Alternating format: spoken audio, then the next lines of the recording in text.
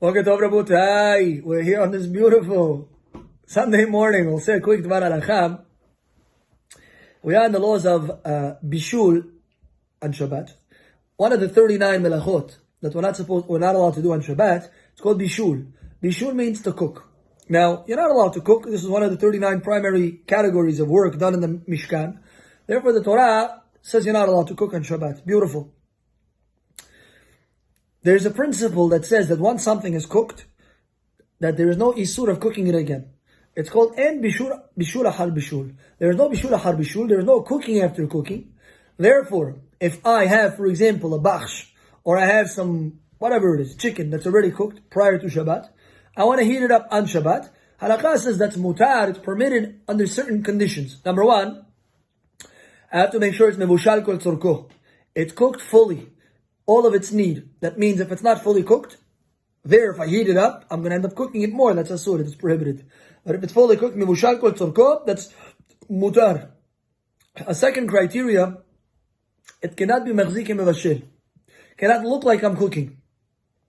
For example, I have a fire that's already on, because turning on a fire, obviously it's asur, it's prohibited. That's the melachav. Have ara, to turn on a fire, that's prohibited. And even to make a fire higher and lower on Shabbat is prohibited. Pashut. I have a fire on prior to Shabbat. I take a pan with my food and I want to put it onto the open fire. I didn't touch the fire, I'm just heating it up. It's cooked already. Says Alakha Asur. Why can't you do that? It's mechzik in vashel. It looks like you're cooking. Yes? You're not allowed to do on Shabbat something that looks like you're cooking. Therefore, we say you have to put a blech on top of your fire. Once you have a blech on top of the fire, right? The Alakha says you can heat up the food on top of the blech as per our tradition. The Aidot HaMizrach and Sfaradim. Could heat it up on the blech. Why? It's not mechzik im vashel. Nobody usually cooks on a blech. Therefore, there's no issue of mechzi. So too, to heat something up on a plata, there's no issue of mechzi. Why not? Because nobody cooks on a plata. And therefore, Khaimov is male, that you're allowed to heat food up on a plata. That's not mechzik im vashel. On condition the plata is plugged in from before Shabbat, you can heat it up. There's one more criteria, and that is that the food has to be yavish.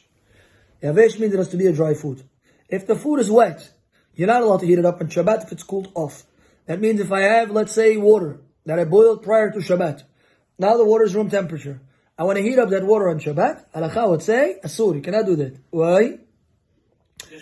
Because yesh bishul ahar bishul b'mayim. There's bishul ahar bishul b'mayim, by water. Right? This is according to the opinion of Rashi, the Rosh, etc. And that's what Maran is ma'aleh b'shulchan aruch. And Siman Shin Yud Hayat, that yesh bishul ahar bishul b'davar lah, in something moist. There's cooking after cooking, therefore it's asur, you cannot do it. So, if I have water that's cooled off, or soup that's cooled off, to heat that up on Shabbat, that's asur. But what if I have, on my plata, I have already a chainik, how you say chainik? A kettle. I have a kettle on top of the plata, and it's on prior to Shabbat, it's heating up. I take the kettle off, I pour myself into a cup, now I want to put the kettle back on the plata. Can I do that? Halakha says it's mutar. Why is it mutar? Because I picked it up, I poured for myself, and I put it back. Nothing happened. It's still boiling hot. It's still limala miyad soledet bo, yad nichvet bo. It's still very hot. And therefore, I'm not cooking it a second time. It's already cooked. It's still in a kli rishon. I could put it back onto the plata on Shabbat or onto a blech. That's not considered bishul ahar bishul. But if it's cooled off past yad soledet bo, that would be asur to put on. So too, if I have a stew, something very watery, I'm not allowed to heat that up on Shabbat.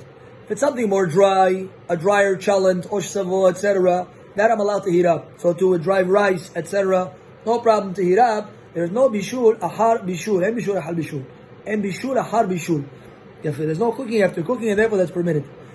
Common question comes up in halakha: am I allowed to take bread, put it onto a plata, and it's going to become crispy? Could become toast potentially. Can I do that on Shabbat? There's discussions in the poskim on this topic. Khaimov psak is that it's mutar. It's allowed. Why does he say it's mutar? Because it's already baked.